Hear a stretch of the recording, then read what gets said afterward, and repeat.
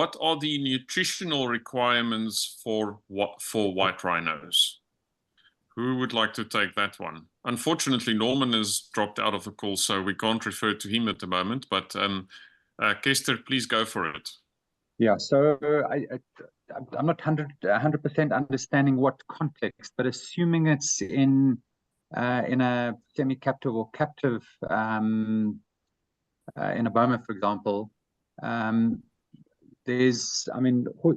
rhinos being hind gut fermenters don't need a huge protein overload. They obviously need X amount of energy, but you can work on roughly about 2% of their body weight to feed them.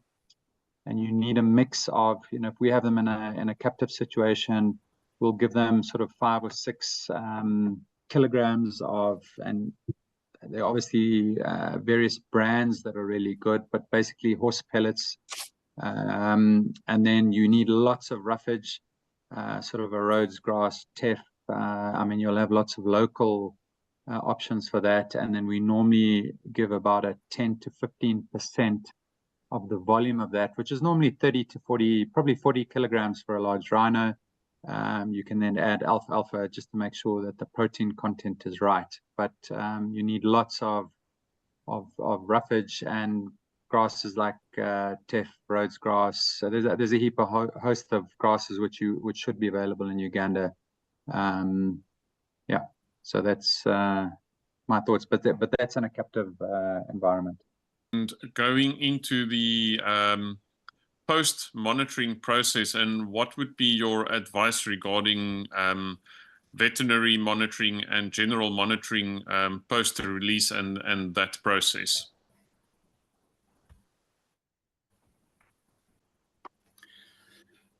I think it's been covered with the previous sort of discussions in terms of the type of transmitters that are available. Mm-hmm. It also is going to depend on the resources that are available at destination and the circumstances. This is assuming they were just going into a large camp, as the Garamba rhino did, for instance. Then the kind of monitoring that would take place is once a day. People would drive in with the same vehicle, which means that the rhino get accustomed to that particular vehicle. Just check on things to see if there's no sort of injuries, wounds, loss of condition, that kind of thing. And then once those rhino have settled within that area, then it becomes open to the bigger area. And then you can afford to monitor them, say, weekly, and you can start putting it out. So that's where your aerial surveillance maybe comes in very handy. Certainly it's been used very well in places like Sakuma in Chad. We released rhino there in December, and I'm getting regular updates from the ground and from aerial surveillance as well, in terms of just their condition and their behavior, etc. So yeah, it's initially very intensive, and then you can just start slacking off in terms of frequency over time. Eventually it becomes once a month, and once those animals have really settled, and then you start getting excited when you get the first calf, and everyone has a party.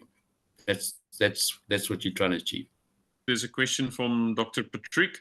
How long would you supplementarily feed and gradually withdraw supplements? Yeah, Patrick. Again, it's a bit of a sort of like a thumb suck in a way, and a lot's going to depend on how those rhino have adapted to their new circumstances. I mean, you can say do it for a month. And ask yourself the question, why don't I carry on for longer? Or why don't I just release these animals? Because this is the whole thing. I think a lot of it is, are these animals happy? Is there any reason for keeping them enclosed? They seem to be doing well on the natural habitat. They're not consuming as much of the supplementary feeding that we're giving them, because I would certainly start reducing it, provided you feel confident that there is enough natural grazing for them. And it could be as short a period as a month.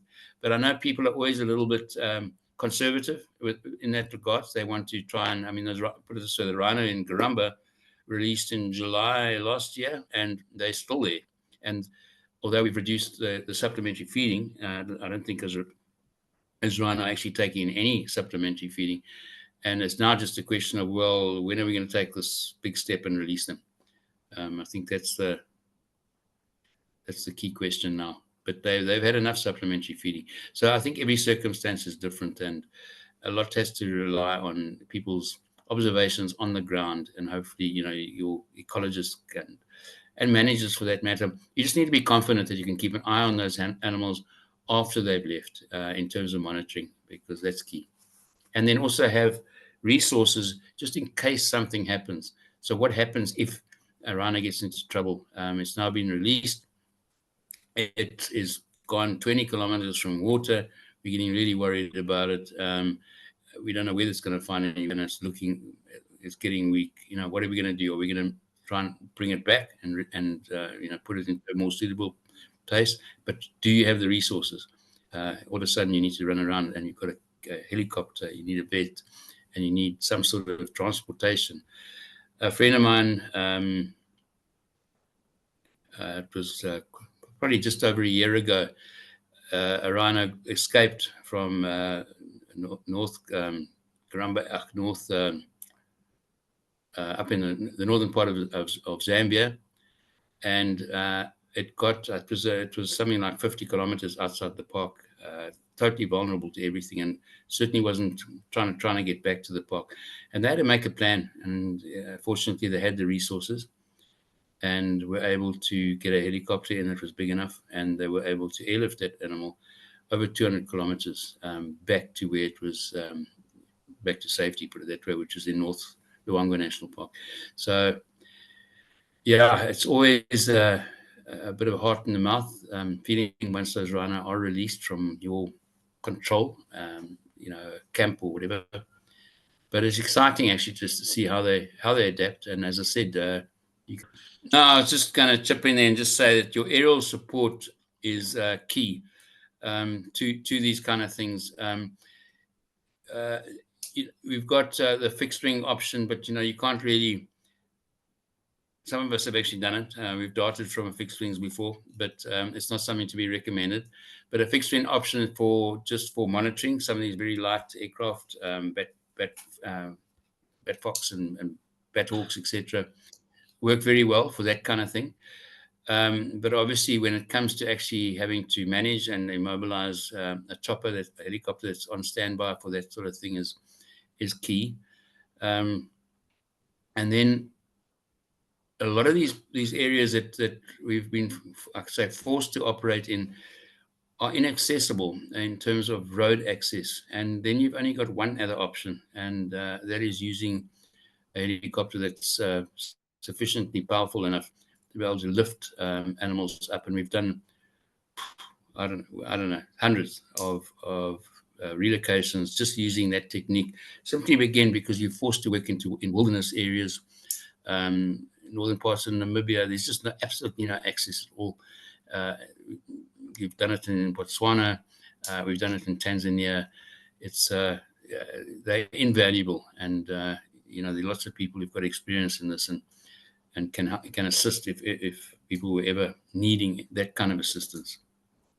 Yes, so really to Dr. Patrick and team, should you want to meet with Steve and his team, just let me know. I will set it up. He was excited about being here, but unfortunately, he had to step out to take care of an injured animal.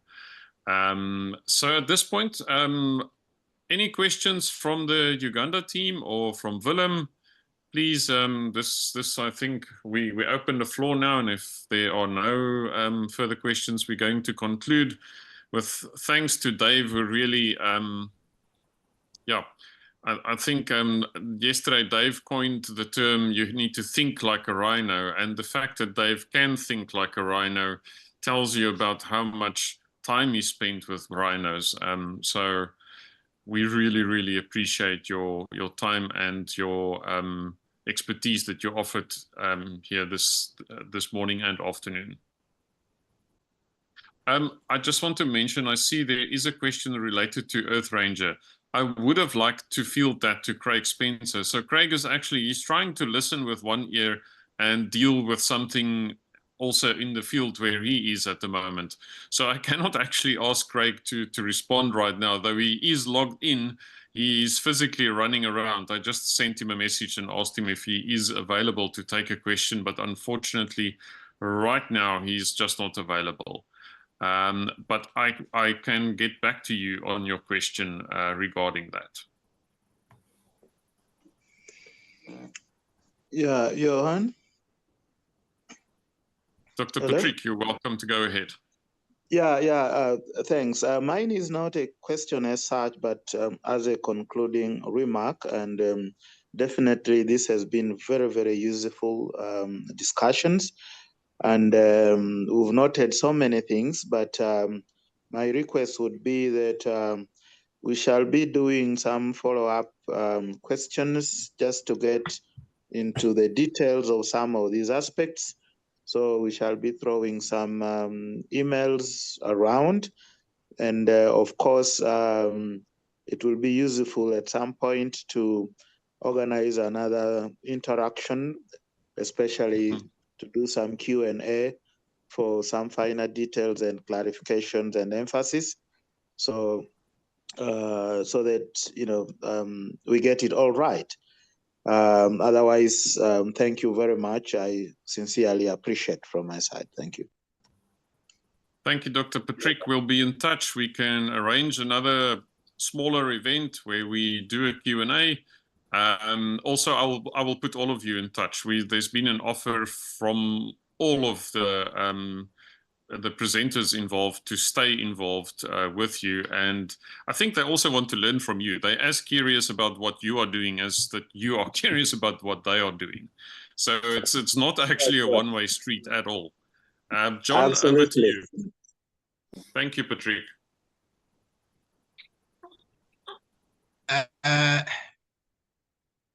John, I want to add my voice to that of Patrick, just to thank all the experts and all those people who have been involved, including all those who have asked questions. Those have helped us to generate quite a substantial amount of knowledge. So thank you very much. And we appreciate the knowledge that has been shared as UWA.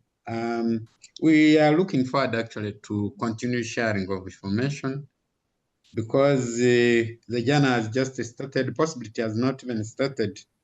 And we thank you for organizing this. We hope that, yes, like Patrick said, we can continue sharing all this information as we look forward to receipt of the rhinos from South Africa to Uganda. And definitely, as we manage in the wild, we shall keep consulting with you people, because you have quite a knowledge that we might not have. We lost our rhinos in the 80s. Now we are amateurs, and so we shall be coming back once in a while. Thank you very much, and wish you a very nice afternoon. Thank you, John. Much appreciated. I think we can collectively now call it our rhinos, so we will all look after them. No, just to say it was an absolute pleasure to be involved in something like this.